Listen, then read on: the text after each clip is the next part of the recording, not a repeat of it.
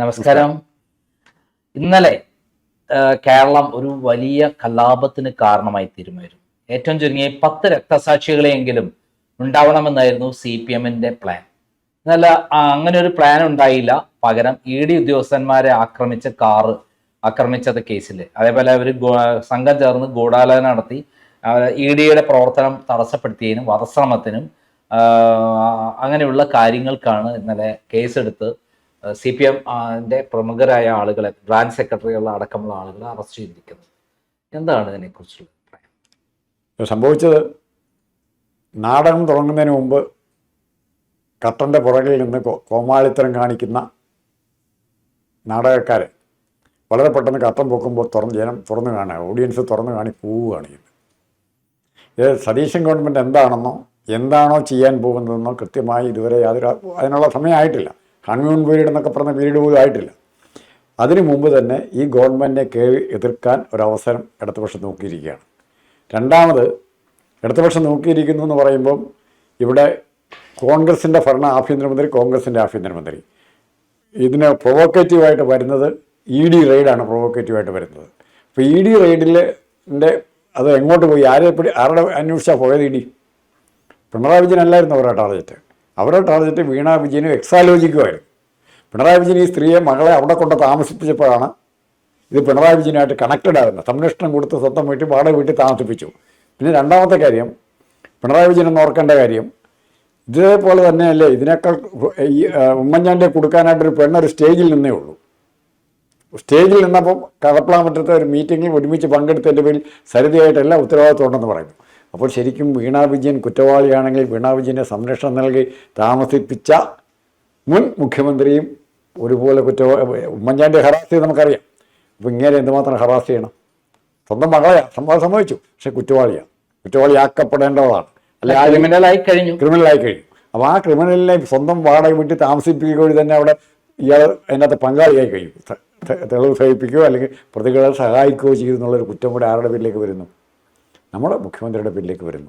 അതാണ് ഇന്നലെ നേടിയത്. പിന്നെ ഇവരുടെ നിരാശ എന്ന് പറയുന്നത്, രക്തസാക്ഷികളില്ലെങ്കിൽ മനുഷ്യൻ്റെ പച്ച മാംസം വിറ്റ് ജീവിക്കാൻ മാത്രമേ ഇവർക്ക് അറിയാവുള്ളൂ. കഴിഞ്ഞ വർഷങ്ങളായിട്ട് അവസാനം പുഷ്പം മരിച്ചതോടുകൂടി ഇവർക്കൊന്നും പറയാനില്ലാതായി. അല്ലെ, ജീവിച്ചിരിക്കുന്ന പുഷ്പനെ പറ്റി പറയാം. പുഷ്പനെ ഓർമ്മയുണ്ടോ? ഇന്നലെ പ്രതീക്ഷിച്ചിരുന്നു. ഇതിനു മുമ്പ് university vice chancellor Arif Mohammad സമരം നടത്തപ്പോഴും പാർട്ടി പിണറായി ഭരണത്തിലുള്ളപ്പോൾ പിണറായി വിജയനും കൂടെ ചീത്തപ്പേരുണ്ടാക്കുന്ന ഒരു കാര്യമായിരുന്നു. അല്ലാതെ കേന്ദ്ര ഓഫീസേഴ്സിനെ CSFനെ കൊണ്ട് വിടിയിക്കാം, സെൻട്രൽ സെക്യൂരിറ്റി ഫോഴ്സിനെ കൊണ്ട് വിടിയിപ്പിക്കാനാണ് ഉദ്ദേശിച്ചിരുന്നത്. ഇന്നലെ മറ്റൊരു കാര്യമാണ്, അതായത് പിണറായി വിജയനും മകളും അടങ്ങുന്ന കേസിലെ കാര്യത്തിനാണ് എൻഫോഴ്സ്മെന്റ് റെയ്ഡിന് വന്നിരിക്കുന്നത്. അപ്പം മകളുടെ ഒരു പ്രശ്നം വരുമ്പോൾ പിണറായി വിജയൻ അത് മറച്ചു പിടിക്കേണ്ടതും വിഷയം തിരിച്ചുവിടേണ്ടതും പിണറായി വിജയന്റെ ആവശ്യമായിരുന്നു. ഈ സംഭവം മിന്നൽ വേഗത്തിലാണ്, ആരും അറിയാതെ സംഭവം നടന്നത്.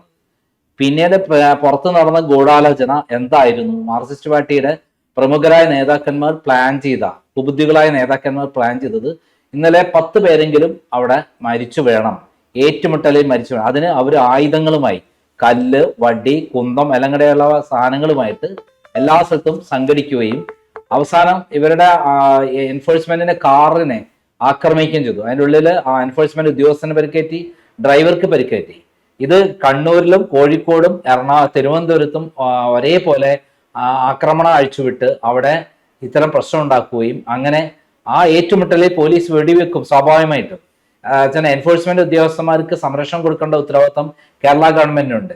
ഇത് തന്ത്രപരമായിട്ട് രമേശ് ചെന്നിത്തല കൃത്യമായി പ്ലാൻ ചെയ്തതുകൊണ്ട് മാത്രമാണ് ഇന്നലെ കൈകാര്യം ചെയ്യാൻ ഈ ഇങ്ങനെ ഒരു രക്തസാക്ഷിത്വം, 10 പേരെങ്കിലും മരിക്കാവുന്ന ഒരു സിറ്റുവേഷൻ ഉണ്ടാക്കുക, ഏറ്റുമുട്ടുക. അപ്പോൾ സ്വാഭാവികമായിട്ടും വെടിവെക്കാതെ നിവൃത്തിയില്ല. എൻഫോഴ്സ്മെന്റ് ഉദ്യോഗസ്ഥന്മാരെ ആക്രമിക്കുമ്പോൾ സ്വാഭാവികമായിട്ടും വെടിവെക്കേണ്ടി വരും. ആ വെടിവെക്കുമ്പോൾ മരിച്ചു വീഴുന്നുള്ള കാര്യത്തിൽ സംശയമില്ല. പക്ഷെ അങ്ങനെ ഒരു സാഹചര്യം ഉണ്ടാക്കാതെ എൻഫോഴ്സ്മെന്റ് ഉദ്യോഗസ്ഥന്മാർ ആക്രമിച്ചു എന്നുള്ള സത്യം, പക്ഷെ അവർക്ക് രക്തസാക്ഷി പരിവേഷം ഉണ്ടാക്കി മകളുടെ പ്രശ്നം മറയ്ക്കാനും പ്രശ്നത്തെ കേരളം മുഴുവൻ കത്തിപ്പടരാനും കഴിഞ്ഞില്ല. പകരം തിരിച്ചിട്ട് അവരുടെ തലയിൽ കയപ്പം പ്രശ്നം. അവരെ ഓരോരുത്തരെയും ഇതിൽ പങ്കെടുത്ത ആൾക്കാർ മുഴുവൻ സംഘം ചേർന്ന് ആക്രമിക്കാൻ വേണ്ടി ഗൂഢാലോചന നടത്തിയുള്ള ആൾക്കാർ പെടുത്തി ഇപ്പൊ ഓരോരുത്തരെയും അറസ്റ്റ് ചെയ്യേണ്ട അവസ്ഥയിലേക്ക് പോയിരിക്കുകയാണ്. ഇവരുടെ രണ്ടാമത്തെ ശ്രമം പരാജയപ്പെട്ടു. ആദ്യത്തെ ശ്രമം നടത്തിയത് ലുട്ടാപ്പിന്നൊക്കെ അറിയപ്പെടുന്ന റഹീമ നടത്തിയത്. വിദ്യാർത്ഥികളെ കൊണ്ട് KSU വിദ്യാർത്ഥികൾ അങ്ങോട്ടും ഇങ്ങോട്ടും ആക്രമിച്ച് അവിടെ ഒരു സംഘടന ഉണ്ടാക്കി പോലീസിന് ഇടപെടുത്തി ഒരു കൊലപാതകമോ ലാത്തിച്ചാർജ് നടത്തിക്കാതെ അതൊക്കെ ഒരു സാധാരണ അറിയേണ്ട ഒരു കാര്യം. ആ തല്ലുകൊണ്ട പിള്ളേരുടെ കാര്യം ഇപ്പോൾ ഇവർ മിണ്ടുന്നില്ലല്ലോ. യൂണിവേഴ്സിറ്റി കോളേജിലെ പിള്ളേർ ഇലക്ഷനുമായി ബന്ധപ്പെട്ട് പോലീസ് മർദ്ദനം മറ്റു പിള്ളേരുണ്ട് സംഘർഷത്തിൽ. അവരുടെ കാര്യത്തെക്കുറിച്ച് എന്താ ഇവർക്ക് പറയാനുള്ള? ആ SFIക്കാർ പിള്ളേരെ മറന്നോ? അത് ഈ പ്രശ്നം വരുമ്പോൾ അതിനെക്കുറിച്ച് ഇവർ മിണ്ടാത്തത് അതും ഇതുപോലെ പോയവരല്ലേ? അല്ല, അത് ഉണ്ടെങ്കിലും ഇത് പിണറായി വിജയനെയും മകളെയും നേരിട്ട് ബാധിക്കുന്ന, മകനെയും ഭാര്യയെയും നേരിട്ട് ബാധിക്കുന്ന പ്രശ്നമാണ്. പിണറായി വിജയന്റെ ഏറ്റവും വലിയ പ്രശ്നം എന്താണ്? അദ്ദേഹത്തിന്റെ മകളാണ്. മകള് ഒരു വീക്ക്നെസ് ആണ് പിണറായി വിജയന്. മകൻ ഇവിടെ ഇല്ലാത്തത് കൊണ്ട് പ്രശ്നമില്ല. അല്ല, മകൻ സുരക്ഷിതമാക്കി ഫണ്ടൊക്കെ കാത്തുസൂക്ഷിക്കുന്ന ആളാണ്. ഒരു അബുദാബി കൊമേഴ്സ്യൽ ബാങ്കിന്റെ ഡയറക്ടറാണ്, സാധാരണക്കാരനല്ല. അതിന് കാരണം അത്രയും അവിടെ ഫണ്ട് ബിനാമി പേരുകളിലും അല്ലാതെയും ഫണ്ട് അവിടെ ഉണ്ട്. എന്റെ അറിവിലും വിവരത്തിൽ 1 ലക്ഷം കോടി രൂപ മേധേ. തമാശന് പറയുന്ന കാര്യം ശരിയാണെന്ന് അറിയില്ല. ഈ ഫിനാൻഷ്യൽ സർക്കിളിൽ പറയുന്നത് പിണറായി വിജയനുമായി ബന്ധപ്പെട്ടവരുടെ ഡെപ്പോസിറ്റ് ഈ അബുദാബി ബാങ്കിന് പിൻവലിച്ചാൽ ഗൾഫിൽ പൊട്ടുന്ന ആദ്യത്തെ ബാങ്ക് ആയിരിക്കും എന്നാണ് പറഞ്ഞത്. കൊമേഴ്സ്യൽ ബാങ്ക്, അതായത് ലാവ്ലിൻ കമ്പനി അടക്കം പൈസ അവിടേക്ക് അയച്ചു കൊടുത്തിട്ടുണ്ട് വീണ വിജയന്റെ അക്കൗണ്ടിലേക്ക്.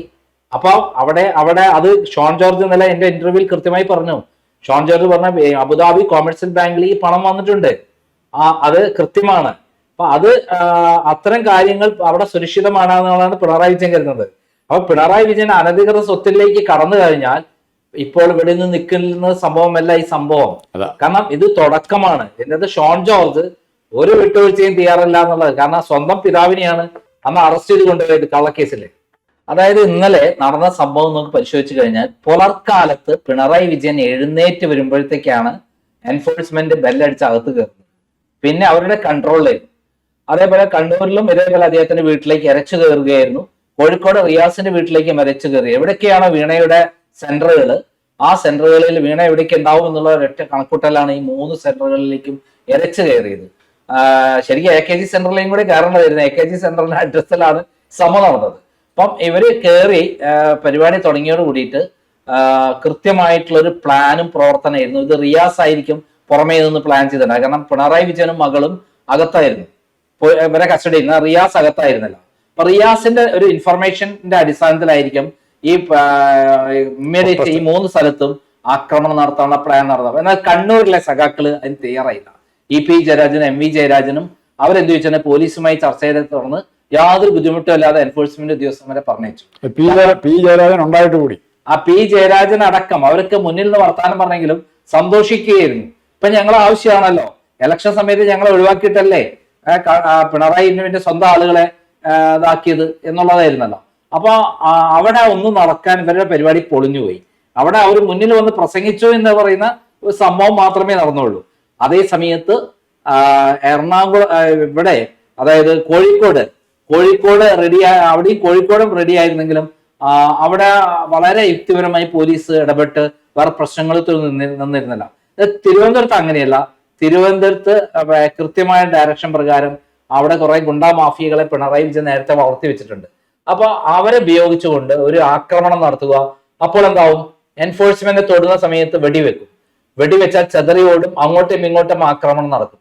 ആ സമയത്ത് അറ്റാക്ക് ചെയ്യുക എന്നുള്ളതായിരുന്നു പിണറായി വിജയൻ മുഹമ്മദ് റിയാസ് പ്ലാൻ ചെയ്തിട്ടുണ്ടാവുക. മറ്റൊരു കൂത്തുപറമ്പ് ഒരു 10 പേര് മരിച്ചു വീഴുക എന്നുള്ളതായിരുന്നു ആവശ്യം.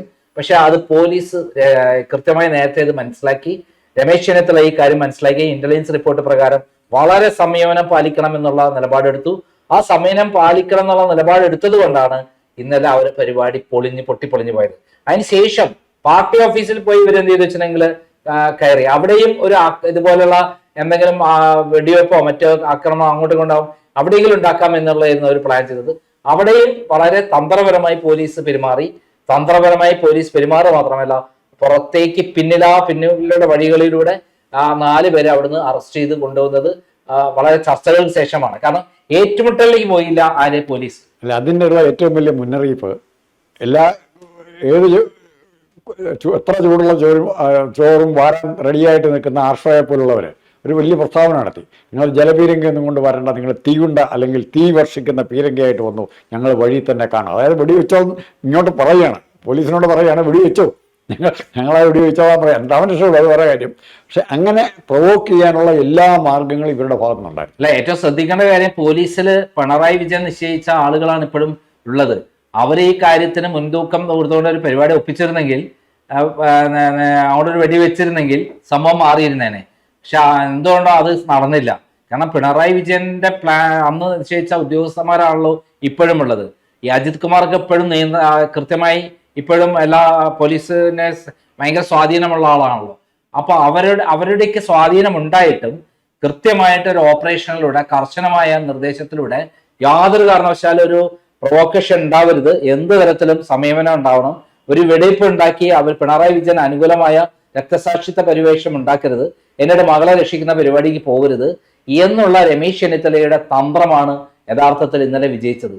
അല്ലായിരുന്നെങ്കിൽ ഇന്ന് ഇവിടെ കേരളം ഹർത്താലും ബന്ധും ആയിട്ട് പ്രഖ്യാപിക്കുന്നത്. പക്ഷെ ഇപ്പൊ എന്താ ഉണ്ടായത്?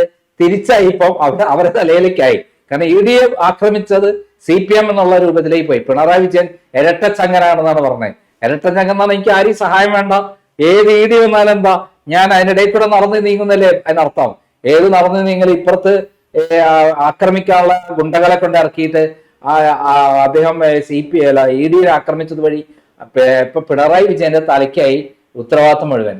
അല്ല, അതില് ഞാൻ പണ്ടൊരു ചർച്ചയിൽ ഇവിടെ സാറുമായിട്ടുള്ള ചർച്ചയിൽ പറയുന്നത്, കേരളത്തിലെ ഏറ്റവും ബുദ്ധിമാനായ രാഷ്ട്രീയക്കാരൻ വെള്ളാപ്പള്ളിയും ഏറ്റവും മണ്ടനായ രാഷ്ട്രീയക്കാരൻ പിണറായി വിജയനാന്ന് പറയാം. ഇദ്ദേഹം കാണിച്ചു വെച്ചിരിക്കുന്ന അവസ്ഥയെന്നാണെന്നറിയോ? ഇവരൊക്കെ നാളെ EDയുടെ ഇന്നലത്തെ ആക്രമണ കേസിൽ, EDയെ ആക്രമിച്ച കേസുകളിൽ ഇവരെല്ലാം ഏതെങ്കിലും 100ാമത്തെ പ്രതിയായിട്ടാണെങ്കിൽ പോലും ഇവർക്കൊക്കെ പുറത്തേക്ക് പോകാൻ ഇനി പറ്റുമോ? ഇനി മറ്റേ ആശുപത്രിയിൽ എങ്ങനെ പോകും? പിന്നെ സ്പെഷ്യൽ പെർമിഷൻ മേടിച്ച് കേരള ഗവൺമെൻറ്റിൻ്റെയും കേന്ദ്ര ഗവൺമെൻറ് സ്പെഷ്യൽ പെർമിറ്റ് വിസ ഒപ്പിച്ചിട്ട് വിളിച്ചുമ്പോഴത്തും പോകാൻ പറ്റില്ല, ലോകം മുഴുവൻ കറങ്ങാനും പറ്റില്ല. അപ്പൊ ഇത് ഒരു വലിയ ഊരാക്കുടുക്കിലേക്ക് പിണറായി വിജയനെ കൊണ്ടെത്തിച്ചു. ഞാൻ കണക്ക് കൂട്ടുന്നത് ഇങ്ങനെയുള്ള പ്രസൻസ് അവിടെ ഉണ്ടായിരുന്നു, ബ്രിട്ടാസിന്റെ പ്രസൻസ് ഉണ്ടായിരുന്നു. ഈ കുരിശൂടെ പിണറായി വിജയന്റെ പെടലേക്ക് എടുത്തു വെക്കാൻ വേണ്ടി മാത്രമാണ് ആ മനുഷ്യൻ വന്നിരിക്കുന്നത്. പിണറായിയുടെ ശത്രു ഇപ്പോഴും പാർട്ടിക്കകത്ത് തന്നെയാണുള്ളതെന്ന് ഞാൻ വിചാരിക്കും. അല്ല, പിണറായിയുടെ ഈ പൈസ മോഷ്ടിച്ചവർക്ക് ആർക്കൊന്നും കൊടുത്തില്ല കേരള രൂപത്തില്. അപ്പൊ പണി പാലുവെള്ളത്തിൽ കൊടുക്കുക എന്നുള്ളത് ഒരു അത്യാവശ്യമാണല്ലോ. അപ്പൊ ഈ ഭരണം നഷ്ടപ്പെടുത്തിയതിന് എല്ലാ ദേഷ്യവും പിണറായിന് മേലെ എല്ലാവർക്കും ഉണ്ട്. അപ്പൊ എന്ത് ചെയ്തു? EDനെ ആക്രമിച്ച് അവര് എന്തായാലും ഇപ്പോൾ പിണറായി ശരിക്കും പൂട്ടിട്ട് കുടുങ്ങിയ മാതിരിയാണ് ഇപ്പൊ വന്നിരിക്കുന്നത്. മാത്രമല്ല ചീത്തപ്പേര് മുഴുവൻ CPMന്റെ തലയിലേക്ക് പോയി. അതല്ലായിരുന്നെങ്കിൽ ഒരു വെടിയപ്പോ മരണമോ ഒരാൾ മരിച്ചിരുന്നെങ്കിൽ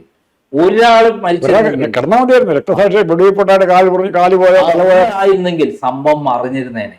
അത് പൊളിച്ചടിക്കാൻ രമേശ് ചെന്നിത്തലേനെ ബുദ്ധിയെ നമ്മൾ അംഗീകരിച്ചേ പറ്റുള്ളൂ. എന്തായാലും പിണറായി വിജയൻ ഊരാക്കുടുക്കിലേക്ക് പോവുകയാണ്. ഇനി പുറത്തിറങ്ങുക പ്രയാസമായിരിക്കും. കാരണം ഇതിന്റെ ഉർവശി ശാപം ഉപകാരം എന്ന് പറയുന്ന പോലെ വെളുക്കാൻ തേച്ചത് പാണ്ടാവും. കാരണം ഇപ്പൊ ED ആക്രമിച്ചത് കൊണ്ട് കൂടിയിട്ട് എന്താവും? ED പണി കൊടുക്കും. സതീശൻ കേരളത്തിൽ ഇല്ലായിരുന്നാലും വിശദ വിവരങ്ങൾ അറിയത്തില്ല. സതീശനും പറയാം, ആകെ ഇനി ഉത്തരം പറയേണ്ട ആളെ പിണറായി വിജയനും പാളയം. അല്ല, ഇപ്പൊ അതിനെ കുറിച്ച് നമുക്ക് വേറെ എടുക്കാം. കാരണം VD സതീശൻ ഡൽഹി പോയതുകൊണ്ട് പ്രൈം മിനിസ്റ്റർ കണ്ടവിടെ തന്നെ പ്രൈം മിനിസ്റ്റർ VD സതീശനെ കാൽക്കൽ വീണ് എന്താ വേണ്ടത് ചോദിച്ചു. അപ്പൊ തന്നെ പിണറായി പിടിക്കാൻ പറഞ്ഞു എന്ന് പറയുന്ന കഥയാണ് ഇപ്പൊ പുറത്തു വരുന്നത്. ഇത്രയും കാലം പിണറായി വിജയൻ ഡൽഹി പോയി കണ്ടുകൊണ്ടിരുന്നത് അവര് നമ്മളെ ധാരണയായിരുന്നു എന്നും പറയുന്ന നറേഷൻ കറക്റ്റ് ആണെന്ന് തന്നെ അവര് ഇൻഡയറക്റ്റ് ആയി പറയുന്നത്. സമ്മതിക്കുകയാണ്. അത് വേറെ വീഡിയോ.